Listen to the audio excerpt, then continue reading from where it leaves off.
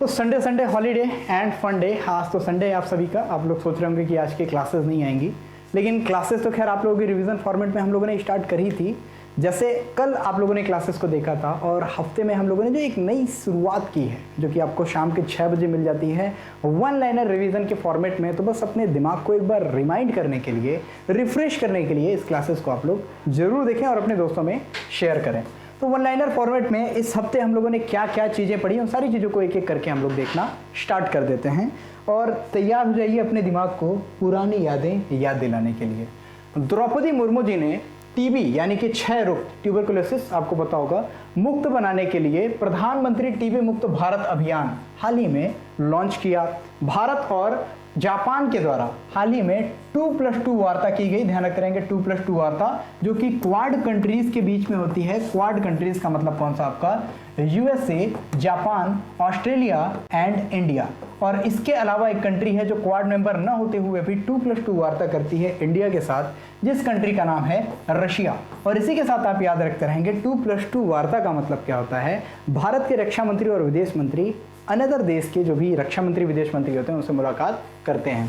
प्रधानमंत्री नरेंद्र मोदी ने अभी हाल ही में नेताजी सुभाष चंद्र बोस की 28 फीट ऊंची ग्रेनाइट का प्रतिमा का अनावरण किया दिल्ली में। और याद रखते रहेंगे राजपथ का नाम कन्वर्ट करके क्या कर दिया गया है, इसको कर दिया गया है कर्तव्य पथ। वित्त मंत्रालय के द्वारा हालिया आंकड़े जो जारी किए गए हैं इसके अकॉर्डिंग मार्च 2022 तक कुल विदेशी ऋण भारत का हो गया है 620 बिलियन US डॉलर। और मानव विकास सूचकांक अभी जारी किया गया 2021 का ह्यूमन डेवलपमेंट इंडेक्स, इस पे आपको डिटेल वीडियो मिल जाएंगी। और HDI इंडेक्स में भारत की पोजीशन एक स्थान खिसक गई है, 131 से 132 पे आ गई है। भारत के सबसे लंबे रबर बांध का उद्घाटन किया गया फल्गु नदी के तट पर जो कि बिहार में स्थित है, गया में। याद रखते रहेंगे गया जी में स्थित है फल्गु नदी पर रबर बांध, भारत का सबसे लंबा, और एक स्टील ब्रिज भी इसके ऊपर निर्मित किया गया।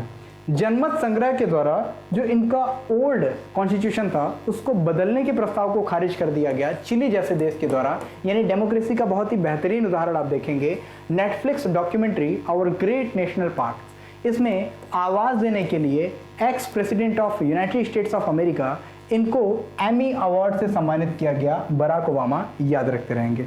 पाकिस्तान के F-16 एयरक्राफ्ट को आधुनिकतम यानी कि अपडेट करने के लिए 450 मिलियन डॉलर की सहायता की घोषणा की गई यूनाइटेड स्टेट्स ऑफ अमेरिका यानी कि यूएसए के द्वारा। और आगे देखेंगे हम लोग क्या, हाल ही में अरुणाचल प्रदेश के द्वारा भारत के जो सबसे पूर्वी सैन्य स्टेशन का नाम क्या कर दिया गया है, जनरल विपिन रावत के नाम पे कर दिया गया है, जो कि भारत के सबसे पहले चीफ ऑफ डिफेंस स्टाफ थे। आपको आंसर करना है प्रेजेंट टाइम में भारत के CDS कौन है, ये आप लोग आंसर करेंगे। विश्व ई व्हीकल दिवस मनाया गया 9 सितंबर को और हड़प्पा संस्कृति की सबसे बड़ी जो संग्रहालय के रूप में बनाया जाएगा ये हरियाणा की राखीगढ़ी में बनाया जाएगा। याद रखते रहेंगे राखीगढ़ी में भी 5000 वर्ष पुराना आभूषण का कारखाना भी पाया गया था।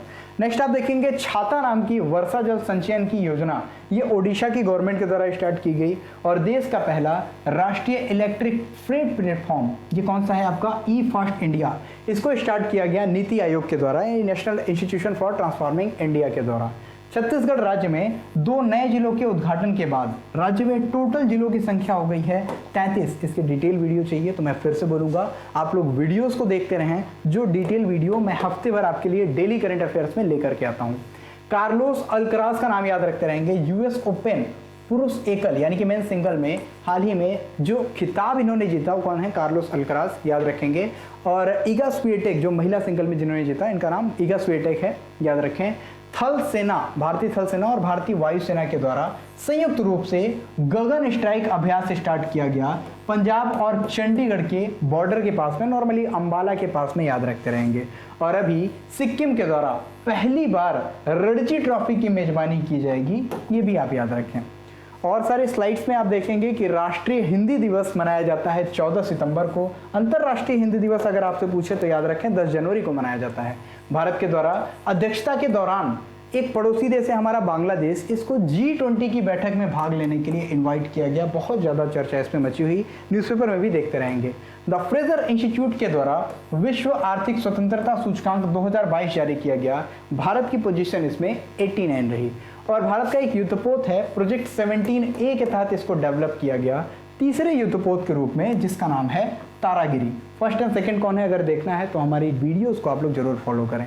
हाल ही में आयोजित पर्वत प्रहार नाम का ये जो सैन्याभ्यास है ये इंडियन आर्मी से रिलेटेड है, याद रखते रहेंगे। और परमाणु नीति में बदलाव करते हुए उत्तरी कोरिया, जो हमारा नॉर्थ कोरिया है, किम जोंग उन का कोरिया, तो नॉर्थ कोरिया के द्वारा घोषणा की गई कि खुद को परमाणु हथियारों से लैस देश के रूप में घोषित किया। और इन्होंने कहा कि परमाणु यानी कि एटॉमिक हथियार का उपयोग ये कभी भी किसी भी कंडीशन में कर सकते हैं।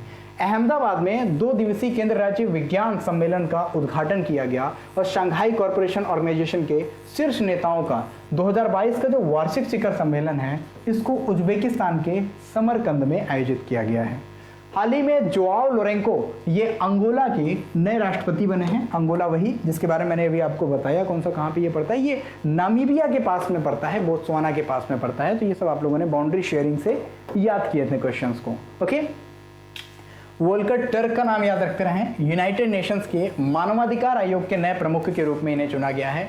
बांग्लादेश का एक शहर है खुलना, इस शहर में मैत्री सुपर थर्मल पावर प्रोजेक्ट स्थापित किया गया है भारत की मदद से। और भारत के 14वें अटॉर्नी जनरल यानी कि महान्यायवादी होंगे मुकुल रोहतगी, ये 1 अक्टूबर से अपने पद को ग्रहण करेंगे। भारत और अभी किस देश की नौसेना के बीच 2022 में जिमेक्स एक्सरसाइज आयोजित किया गया? ये देश है हमारा Japan, Japan India maritime exercise. और अभी हाल ही में क्या गुजरात के द्वारा फिल्म निर्माण उद्योग के लिए राज्य की पहली सिनेमा पर्यटन नीति 2022 लॉन्च की गई।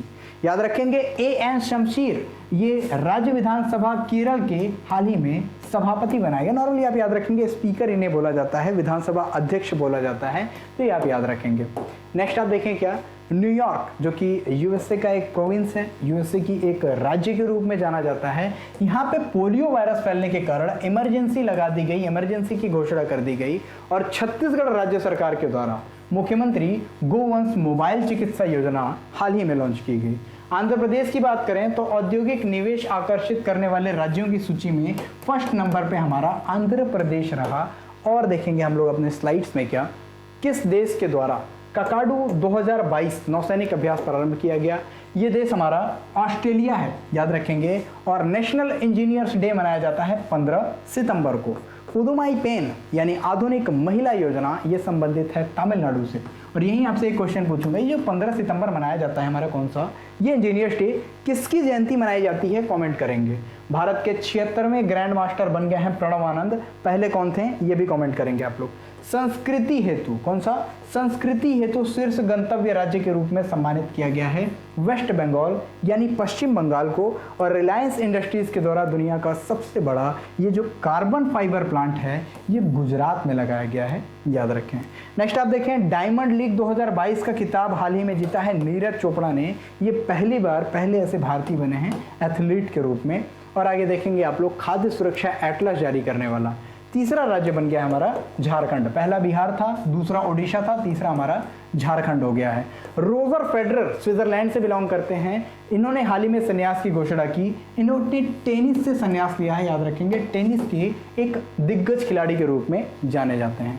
यहाँ आप देखेंगे एक चिड़ियाघर है जिसे दार्जिलिंग चिड़ियाघर के नाम से हम जानते हैं, वेस्ट बंगाल का ये चिड़ियाघर है। और इसको हाल ही में भारत का सर्वश्रेष्ठ चिड़ियाघर घोषित किया गया। विश्व ओजोन दिवस मनाया जाता है 16 सितंबर को, मोस्ट इंपॉर्टेंट है, स्टार जरूर लगा लेंगे इस पे। ओके, एंड यहाँ आप देखेंगे मिशन अमृत सरोवर, इसके क्रियान्वयन में उत्तर प्रदेश फर्स्ट नंबर पे रहा। और इंदौर भारत का पहला डिजिटल शहर बनेगा। एक अफ्रीकी देश है नामीबिया, जहां से 8 चीतों को मध्य प्रदेश के श्योपुर में कुनो नेशनल पार्क में ड्रॉप किया गया 17 सितंबर के डेट में। और 17 सितंबर से 1 अक्टूबर को चलेगा रक्तदान अमृत महोत्सव, जिसका शुभारंभ हमारे स्वास्थ्य एवं परिवार कल्याण मंत्रालय के मंत्री मनसुख मंडाविया ने किया, याद रखें। और कुछ क्वेश्चन जो बच गए हैं उनको आप देखेंगे। क्या अहमदाबाद मेडिकल कॉलेज के नाम से, इनका नाम क्या है, चेंज कर दिया गया, नरेंद्र मोदी के नाम पर रखा गया। And United nation general assembly के द्वारा 2023 को अंतर्राष्ट्रीय बाजरा वर्ष घोषित किया गया है।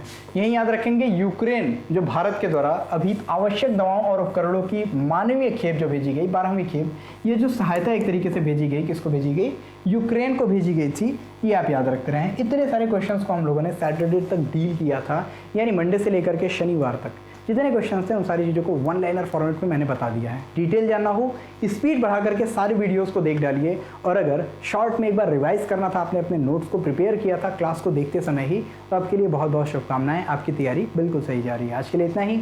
जय हिंद, भारत माता की जय। मिलते हैं फिर कल एक नए जोश के साथ, नए उत्साह के साथ अपनी नई क्लास में। तब तक के लिए शुभकामनाएं।